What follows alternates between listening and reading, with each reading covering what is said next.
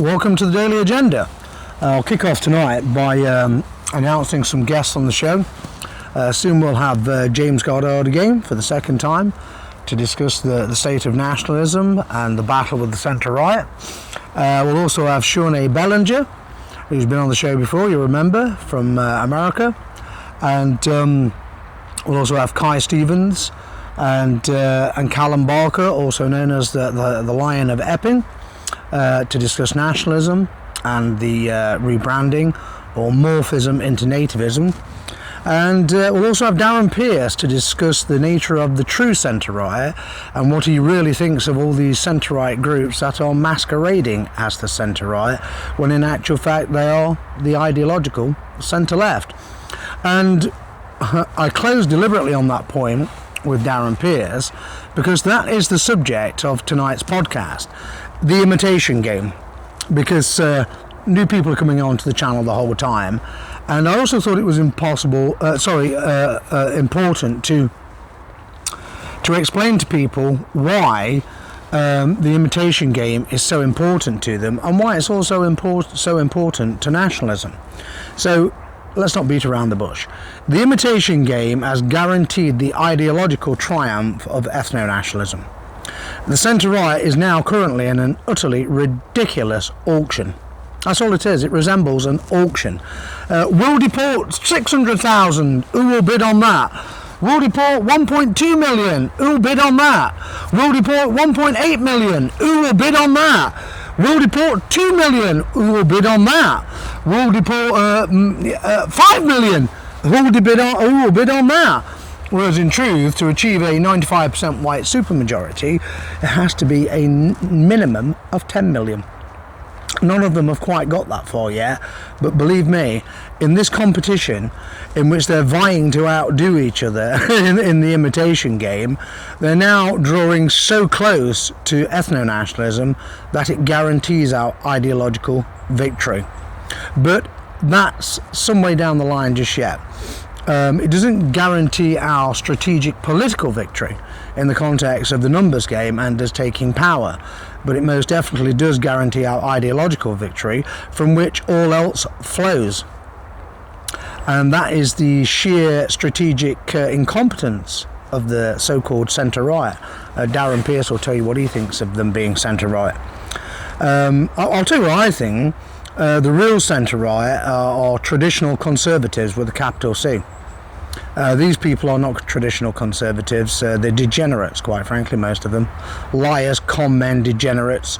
And anybody who comes out of the modern Tory party, and by that I mean the Tory party since the end of World War II, is just garbage. Absolute garbage, really, with the exception of Enoch Powell. Really, I just don't see any outstanding figures. I only see treacherous dross, who've adopted the Fabian Freeway, driven along the Fabian Freeway to adopt the lexicon of the far left to use against the so-called real far right in it Bravnagov. Yes, that's an imitation of that moron Glenn Saffer and his little road men. Got me, bro. Fam. Anyway, enough of the mockery for a few seconds. We'll get back to it in a bit, I assure you. I just can't resist it.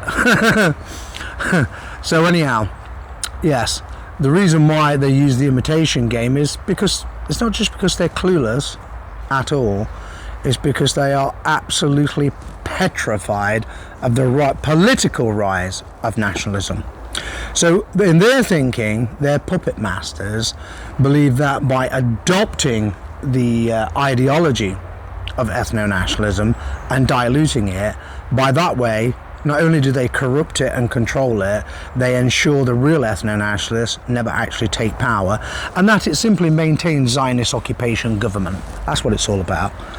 It maintains Zionist occupation government, ZOG, put simply. Okay? And that is the truth of the matter. And that's all it's about. And you can see all of these people admitting that they're all Zog puppets, Ziobots, and we've been through this countless times, haven't we? They're all Ziobots, you know? And a Ziobot is a Zionist bot, quite frankly, and that's all these people are. They're just Zionist bots.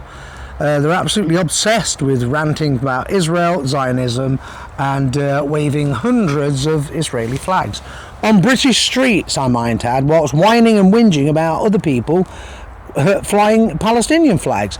I believe that a responsible government would ban any faction from flying hundreds of Israeli or Palestinian flags and get the police to enforce it. The only flags that should be flown here are our national flags, and above all our nativist flag in England, the white worm, or the wyvern as some people call it. The white worm is what I'll call it. And the reason why they use all of this left-wing lexicon is because, in essence, the left has dominated the centre for decades. In fact, they've dominated just about everything, in truth, but particularly the centre, where all of these creatures inhabit, the likes of Farage and Rupert Lowe and Ben Habib and Tommy Robinson. They're all creatures of the centre. But as I was explaining to a nationalist today, their version of centrism is to float across the line, the Overton line, into the left 1 minute, and in the next minute float straight across the line into conservatism. And then, at the same time, ranting the ideology of ethnonationalism. At times it's impossible to work them out to the layman for those who are not politically educated. You don't have to have a degree in political sciences to understand what these people are doing at all.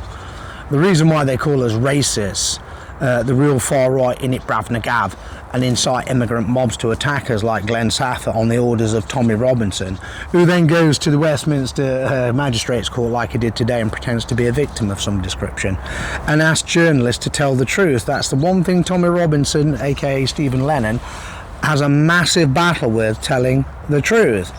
One thing that did emerge was that he had a stack load of cash with him, and in a pregnant pause, so to speak, or a Freudian slip, he let it slip that it was the money they'd collected from the cash buckets the day before. And they were transporting it off to Benidorm. Party time on free money. Okay? That's what your modern centre-right is all about. They're just a bunch of criminal degenerates, quite frankly. And so the reason why they use this left-wing lexicon is because they want to distance themselves. They claim they're centre-right, so they want to distance themselves. They don't like being called far-right. They hate it, in actual fact. They hate it with a venom. So they want to distance themselves from it. So they dip into the far-left lexicon and call us racist and Nazis and fascists and the real far-right in it Bruvner, because they think by doing that, by pandering to the left, by using the left's lexicon, they'll be left alone. But in actual fact, the left has not left them alone. It is a completely failed strategy, and it's one that they're going to have to give up on sooner or later, because it simply has not worked. It's not working, and it's not going to work. It's not worked for the left, so it's certainly not going to work for the centre-left, is it? Sorry, centre-right, are they? Do you get my point? It all depends whether, if you look at the centre of the screen like that, and that's the centre of this screen, one moment they're centre left, next moment they're centre right, and ultimately they're now on the Overton scale about that from the end of the screen, that far away from ethno-nationalism in terms of what they're proposing. So who is actually winning this war? It's certainly not the left, is it? Let's go back to the Labour conference a couple of weeks ago. They didn't rant about the centre-right, did they now? Oh no, on the contrary.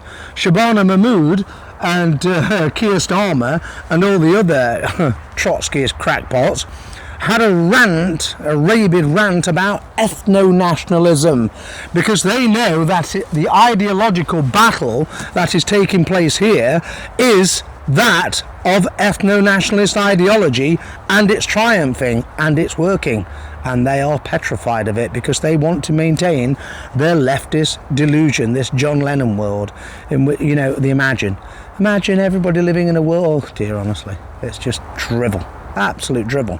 But to be honest with you, the centre-right aren't that much different, really. If you actually look at what they believe in, they all propose the diversity delusion, they all defend multiculturalism, they all want immigration to continue, they just want a different type of immigration. This country does not need any more immigrants whatsoever. I've explained all the reasons why. Economically, the fact that they cost us 14% more than they actually generate. Maybe that's a good reason. No? Yes? I think it is a damn good reason. But no, the so-called centre-right, and Daz Pierce will put everyone straight on this, hopefully when he appears on the show in a few days' time, are actually the centre-left, because they've leant in so far to the left on the Fabian Freeway.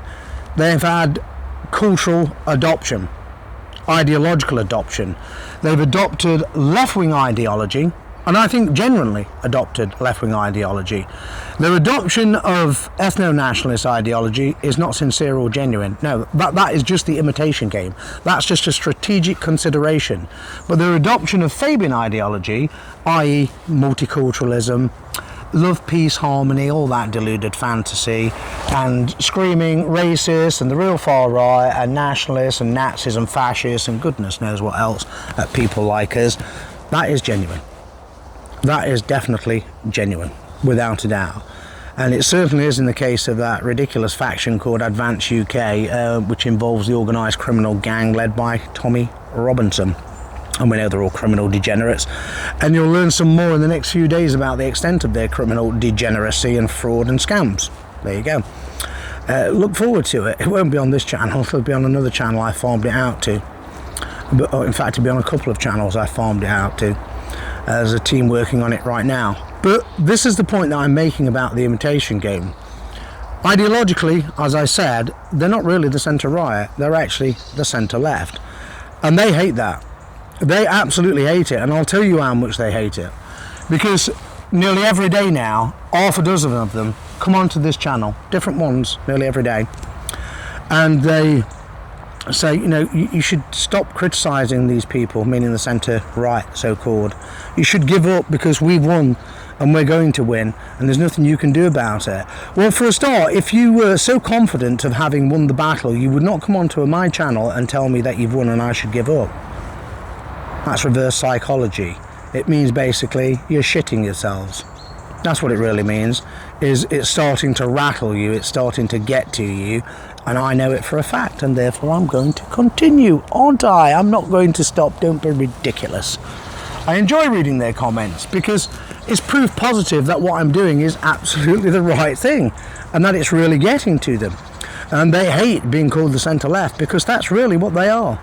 That is the rawest nerve we can ever hit of theirs by calling them the centre-left. And I think we should continue to do it, but we should continue to explain why they're the centre-left. I guess a classic example is that clown Carl Benjamin, who's just made a podcast with the jolly heretic Ed Dutton about civil war. Yes, of course, their favourite subject, civil war. Something that Benjamin and Ed Dutton will never fight in. Ed Dutton is physically incapacitated by disability, and even if he wasn't, he wouldn't be fighting in anything because he's just a middle-class talking head, as indeed is Carl Benjamin. Now, Carl Benjamin couldn't fight his way out of a wet bag, quite frankly. It's entertaining, though, because on his Lotus show, he's developed, apparently it's for sale as well. You have to actually buy this drivel. Seriously, you have to buy this drivel. It's a podcast on ethics, on morality, with Stelios, no less. Absolutely, that's right, peeps. Hi peeps, it's Stelios with Carl, and they're selling you a kebab full of morality. Yes, morality. The same Carl Benjamin who is so closely allied to that repulsive little criminal Tommy Robinson and in his organised criminal gang. And he has the audacity to actually host a podcast for sale about morality and ethics.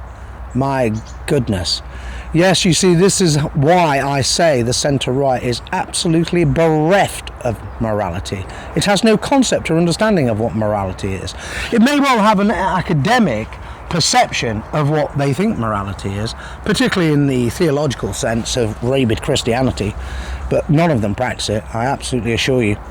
And Carl Benjamin, my goodness, You know, the man is without doubt the biggest raging hypocrite on the centre right, centre left, because this is the man who says on that show, "Oh yeah, now we've seen off the BNP threat." Well, why would he need to see off the BNP threat? So what he really means by seeing off the BNP threat is, well, Nick Griffin flat packed the BNP, not the centre right. And of course that now leaves them in a situation whereby their Zionist controllers have maintained control, and that's all it's about, because that's all Carl Benjamin is. He's another little Ziobot. He's a little more educated than the other Ziobots, but he's a Ziobot nonetheless. And when he says, yes, now we've seen off the BNP, that's really what he means. But at the same time, you know, he hosts a number of podcasts every week arguing as close to ethno-nationalism as you can possibly get. And the reason why? Because he's one of the, I could have put it, the most useful talking heads, puppets in the imitation game. Does he actually believe it? I don't think he believes in a single thing at all. His close association with Tommy Robinson is very alarming. If you want to talk about morality, no doubt he'll try and reinforce his morality by, oh, well, Tommy exposed the grooming gangs. No, he didn't. He jumped on a bandwagon built by the British National Party and then the Labour Party. That's all he did. He didn't expose anything from root. It was all done by the BNP, by nationalism. This is the imitation game we're looking at yet again. So for those who come onto the channel and say, you should stop criticising these people, you should give up, Mr. Tomlin, because we're going to win. Well, you're not going to win, and there's no chance I'm going to give up. What I see ahead very clearly is the ideological victory of ethno-nationalism. Absolutely, 100%. We just need to ensure that, you know, when the bounce comes from it, that we're in a position strategically, organisationally, to actually benefit from it.